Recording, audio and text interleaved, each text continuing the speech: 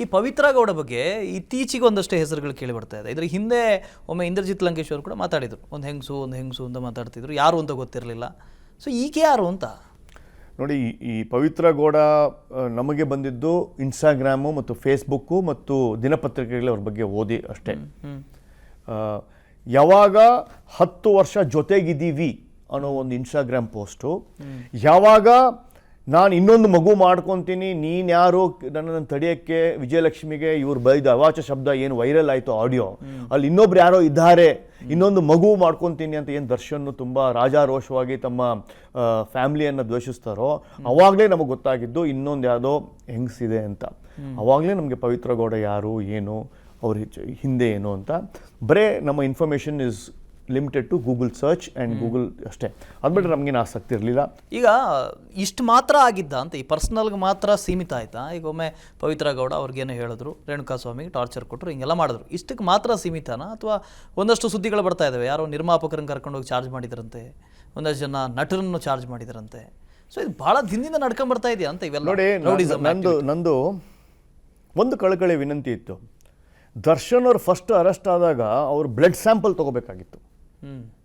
Easy under the influence of narcotic drugs, banned drugs, ಯಾವ ban ಆಗಿದೆಯೋ ಆ ಡ್ರಗ್ಸ್ನ ಇನ್ಫ್ಲೂಯೆನ್ಸಲ್ಲಿ ಇದ್ದಾರಾ ಅಂತ. ಯಾಕಂದರೆ ನೀವು ಅವ್ರ ಹಿಸ್ಟ್ರಿ ತೆಗೆದು ನೋಡಿ, ಎಲ್ಲವೂ ಆವೇಶ, ಎಲ್ಲವೂ ರೌಡಿಸಮು, ಎಲ್ಲವೂ ದಬ್ಬಾಳಿಕೆ, ಎಲ್ಲ ಥರದ್ದು ಒಂದು ದುಷ್ಟ ಮನಸ್ಥಿತಿಯಲ್ಲಿ ಆಗಿರೋದು. ಯಾವುದೇ ತೊಗೊಳ್ಳಿ, ಪ್ರೊಡ್ಯೂಸರ್ ತೊಗೊಳ್ಳಿ, ಡಿಸ್ಟ್ರಿಬ್ಯೂಟರ್ ತೊಗೊಳ್ಳಿ, ಫ್ಯಾನ್ ಜೊತೆ ತೊಗೊಳ್ಳಿ, ಫೋಟೋ ತೊಗೋಬೇಕಾದ್ರೆ ಮಾಡಿರ್ತಂಗೆ ತೊಗೊಳ್ಳಿ, ವೆಯ್ಟ್ರಿಗೆ ತೊಗೊಳ್ಳಿ, ಹಿಸ್ಟ್ರಿನೇ ಹೇಳುತ್ತೆ ಈತನಿಗೆ ಯಾವಾಗಲೂ ಒಂದು ಇನ್ಫ್ಲೂಯೆನ್ಸ್ ಆಫ್ ಎನಿಥಿಂಗ್ ಏನೋ ಇದೆ ಅಂತ. ಸೊ ನನಗೆಲ್ಲೋ ಒಂದು ಕಡೆ ಡೌಟ್ ಬರ್ತಾ ಇದೆ, ಇವ್ರು ಯಾವುದೋ ಇನ್ಫ್ಲೂಯೆನ್ಸಲ್ಲಿ ಇದ್ದಾರಾ, ಯಾವುದಾದ್ರೂ ಬ್ಯಾಂಡ್ ಸಬ್ಸ್ಟೆನ್ಸ್ ಇನ್ಫ್ಲೂಯೆನ್ಸಲ್ಲಿ ಇದ್ದಾರಾ ಅನ್ನೋದು ನನಗೆ ಡೌಟ್ ಬರ್ತಾ ಇದೆ. ಅಲ್ಲ, ಈ ಚಂದನವನದಲ್ಲಿ ನಮ್ಮ ಸ್ಯಾಂಡಲ್ವುಡ್ನಲ್ಲಿ ಅವರಿಂದ ಸಮಸ್ಯೆಗೊಳಗಾದವ್ರು ಇನ್ಯಾರು ಇಲ್ವಾ ಅಂತ. ಸೊ ನೀವೆಲ್ಲ ಅದನ್ನು ಕೇವಲ ಮ್ಯೂಸಿಕ್ ಡೈರೆಕ್ಟರ್ಗೆ ಹಾರ್ಟ್ ಅಟ್ಯಾಕ್ ಆಯಿತು, ಮೈಸೂರಲ್ಲಿ ಅಡ್ಮಿಟ್ ಆಯಿತು ಅನ್ನೋದನ್ನು ಮಾತ್ರ ನಿಮಗೆ ಮಾಹಿತಿ ಬಂದಿರುತ್ತೆ. ನೋಡಿ, ನಾನು ಅದು ಅವ್ರ ಹೆಸರನ್ನು ತೊಗೊಂಡು ಅವ್ರ ಹೆಸರ ಮೇಲೆ ನಾನು ಇದು ಮಾಡೋದಲ್ಲ. ಸೊ ನಿಮಗೆ ಗೊತ್ತಿದೆ. ಸೊ ಇಡೀ ಕರ್ನಾಟಕದ film industry from a light boy to a producer to a director ಎಷ್ಟು ಜನ ಕೆಲಸ ಮಾಡ್ತಾರೋ ಎಲ್ಲರಿಗೂ ಗೊತ್ತಿದೆ ಸತ್ಯ ಏನು ಅಂತ. ಅದು ಮತ್ತೆ ಯಾಕೆ ಹೇಳ್ತಾ ಇಲ್ಲ ಅಂತ ಯಾಕೆ ಹೇಳೋದಿಲ್ಲ ಅಂದ್ರೆ, ಯಾವ ಪರ್ಸನ್, ಯಾವ ವ್ಯಕ್ತಿಗೆ ಈ ನೋವಾಗಿದೆಯಲ್ಲ, ಯಾವ ವ್ಯಕ್ತಿಗೆ ಹಾರ್ಟ್ ಅಟ್ಯಾಕ್ ಆಗಿದೆಯಲ್ಲ, ಯಾವ ವ್ಯಕ್ತಿಗೆ ಮನಃಶಾಂತಿ ಭಂಗವಾಗಿ ಮಾನಸಿಕವಾಗಿ ಖಿನ್ನತೆಗೆ ಹೋಗಿ ಹಾರ್ಟ್ ಅಟ್ಯಾಕ್ ಆಯ್ತಲ್ಲ, ಆ ವ್ಯಕ್ತಿಗೆ ಧೈರ್ಯ ಕಮ್ಮಿ ಇದೆ, ಆ ವ್ಯಕ್ತಿಗೆ ಈಗಲೂ ಆ ಟೆನ್ಷನಲ್ಲಿ ಇದ್ದಾರೆ, ಅದಕ್ಕೆ ಅವ್ರು ಬರೋದಿಲ್ಲ. ಸೊ ಇಲ್ಲಿ ನಾವು ಹೆಸರು ಹೇಳಿ ಮತ್ತೆ ಡ್ಯಾಮೇಜ್ ಮಾಡೋದಕ್ಕಿಂತ ಆ ವ್ಯಕ್ತಿಯ ಪ್ರೊಟೆಕ್ಟ್ ಮಾಡೋದನ್ನ ಇಂಪಾರ್ಟೆಂಟ್ ಆಗಿಬಿಟ್ಟಿದೆ ಈಗ. ಸೊ ಅದು ಆಗೋಗಿರೋ ಕತೆ ಅದು. ಹಾಗೆ ಇನ್ನೊಂದು ಪಿಕ್ಚರಿನ ನಟಿ, ಅವರು ಸಾತ್ವಿಕ ಮತ್ತು ಸಸ್ಯಾಹಾರಿಯಿಂದ ಬದುಕಿರ್ತಕ್ಕಂಥ ಆಹಾರ ಪದ್ಧತಿ ಇರ್ತಕ್ಕಂಥ ನಟಿ, ಅವರಿಗೆ ಮಧ್ಯಾಹ್ನದ ಊಟದಲ್ಲಿ ಚಿಕನನ್ನು ಬರೆಸಿ ತಿನ್ನಿಸಿ ಒಂದು ಗುರ್ಗೋಸ್ಕೊಂಡು ನೋಡಿ ನಾನು ಜೋರಾಗಿ ನಕ್ಕು ನಾನು ಪ್ರ್ಯಾಂಕ್ ಮಾಡಿದ್ದು ಅಂತ ಹೇಳಿ, ಸೊ ಅಲ್ಲಿ ಅವರು ಪಶ್ಚಾತ್ತಾಪಪಟ್ಟಿದ್ದಾರೆ. ಈಗಲೂ ತಮ್ಮ ಧರ್ಮ ಭ್ರಷ್ಟ ಆಯಿತು ಅಂತ ಹೇಳಿದ್ದಾರೆ. ಇದನ್ನು ಯಾಕೆ ಬರ್ದೆ ಅಂದರೆ, ಈ ರೇಣುಕಾಸ್ವಾಮಿ ಮರ್ಡರ್ ಕೇಸಲ್ಲಿ ಬಿರಿಯಾನಿ ತಂದು ಅವತ್ತು ರೇಣುಕಾಸ್ವಾಮಿ ಅವರಿಗೆ ಚಿಕನ್ ಪೀಸ್ ತುರ್ಕಿದ್ದಾರೆ. ಅದೇ ಥರದ ಮನಸ್ಥಿತಿ ಅವಾಗಲೇ 2 ವರ್ಷದಿಂದ ಆಗಿತ್ತು.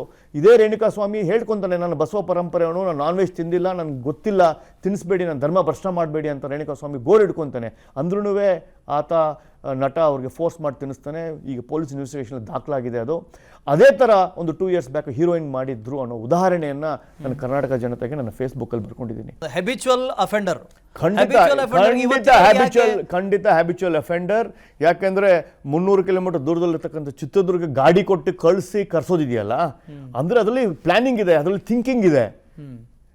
ಯಾರೋ ಅಲ್ಲಿ ಅಧ್ಯಕ್ಷನಿಗೆ ಫೋನ್ ಮಾಡಿ ಕರ್ಕೊಂಬಾ ಅಂತ ಹೇಳಿ ಅದೇ ಅಧ್ಯಕ್ಷಂಗೆ ಹೋಗಿ ಹೇಳ್ಬೋದಿತ್ತಲ್ಲ, ನೀನು ಹೋಗಿ ಮಾಡು ಅಂತ, ಅಥವಾ ನೀನೇ ಒಂದು ಕಂಪ್ಲೇಂಟ್ ಕೊಡು ಅಂತ ಹೇಳ್ಬೋದಿತ್ತಲ್ಲ, ಅಥವಾ ಪವಿತ್ರ ಗೌಡ ಅವರಿಗೆ ಒಂದು ಇಮೇಲ್ ಹಾಕಿ ಸೈಬರ್ ಕಂಪ್ಲೇಂಟ್ ಕೊಡ್ಬೋದಿತ್ತಲ್ಲ.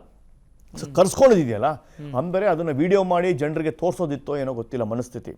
2016ರಲ್ಲಿ ನಿಖಿತಾ ಟುಕ್ರಾಲ್ ಅಂತ ಒಂದು ಹುಡುಗಿನ ಬ್ಯಾನ್ ಮಾಡ್ತಾರೆ, ಇದೇ ದರ್ಶನ್ ವಿಷಯಕ್ಕೋಸ್ಕರ. ವಿಜಯಲಕ್ಷ್ಮಿ ಅವ್ರು ಕಂಪ್ಲೇಂಟ್ ಕೊಟ್ಟಿದ್ದಾರೆ ಅಂತ ಹೇಳ್ಬಿಟ್ಟು ದರ್ಶನಲ್ಲಿ ಅವರು ಲೈಫಲ್ಲಿ ಪ್ರವೇಶ ಆಗಿರ್ತಾರೆ ಹೀರೋಯಿನ್, ಅವಳನ್ನ ಬ್ಯಾನ್ ಮಾಡ್ತಾರೆ. ಎಷ್ಟು ವಿಪರ್ಯಾಸ, ಎಷ್ಟು ನಗು ಬರುತ್ತೆ ಅಂತ ಹೇಳಿದ್ರೆ, because she is an outsider, ಆಕೆ ಬಾಂಬೆದವಳು, ಅವಳನ್ನು ಬ್ಯಾನ್ ಮಾಡ್ತಾರೆ. ಈ ಬ್ಯಾನ್ ಮಾಡೋ ಅಂದರೆ ಎಲ್ಲ ಡೈರೆಕ್ಟರ್ಸ್ಗೂ ಪ್ರೊಡ್ಯೂಸರ್ಸ್ಗೂ ಅವಳನ್ನು ತಗೋಬೇಡಿ ಪಿಕ್ಚರ್ಗೆ. ಅಂದರೆ ಈ ವ್ಯಕ್ತಿ ಆರಾಧನೆ ಆಗ್ತಾ ಇದೆ, ವ್ಯಕ್ತಿ ಪೂಜೆ ಆಗ್ತಾ ಇದೆ. ಅವರು ಆ ಎಂಟೈರ್ ಪ್ರಾಬ್ಲಮನ್ನು ಸಾಲ್ವ್ ಮಾಡಲಿಲ್ಲ. ಸೊ ಆ ಹುಡುಗಿ ಅನ್ಯಾಯ ಆಗಿದ್ದು ಯಾವ ಶ್ರೀಶಕ್ತಿನೂ ಯಾವ ಹೀರೋಯಿನೂ ಮಾತಾಡಲಿಲ್ಲ. ಈಗಲೂ ಅಷ್ಟೇ ಯಾವ ಹೀರೋಯಿನು ಮಾತಾಡ್ತಾ ಇಲ್ಲ. Not a single heroine or a hero is talking about ಇದು ಮುಂದೊಂದು ಮಾತಾಡ್ತಾ ಇಲ್ಲ. ತುಂಬಾ ಡಿಪ್ಲೊಮ್ಯಾಟಿಕ್ ಆಗಿದ್ದಾರೆ. ಯಾಕೆ ಡಿಪ್ಲೊಮ್ಯಾಟಿಕ್ ಆಗಿದ್ದಾರೆ? Darshan is a loss making proposition. ಅನುಕ್ಷಣದ ಸುದ್ದಿಗಳಿಗಾಗಿ ವಿಸ್ತಾರ ನ್ಯೂಸ್ ಯೂಟ್ಯೂಬ್ ಚಾನೆಲ್ ಸಬ್ಸ್ಕ್ರೈಬ್ ಮಾಡಿ. ಹೊಸ ಸುದ್ದಿಗಳ ನೋಟಿಫಿಕೇಶನ್ಗಾಗಿ ಬೆಲ್ ಐಕಾನ್ ಕ್ಲಿಕ್ ಮಾಡಿ. ಲೇಟೆಸ್ಟ್ ಅಪ್ಡೇಟ್ಸ್ಗಾಗಿ www.vistaranews.com ವೆಬ್ಸೈಟ್ಗೆ ವಿಸಿಟ್ ಮಾಡಿ. ಅಂಗೈಯಲ್ಲೇ ಜಗತ್ತಿನ ಸುದ್ದಿ ತಿಳಿಯಲು ವಿಸ್ತಾರ ನ್ಯೂಸ್ ಕನ್ನಡ ಆಪ್ ಡೌನ್ಲೋಡ್ ಮಾಡಿ.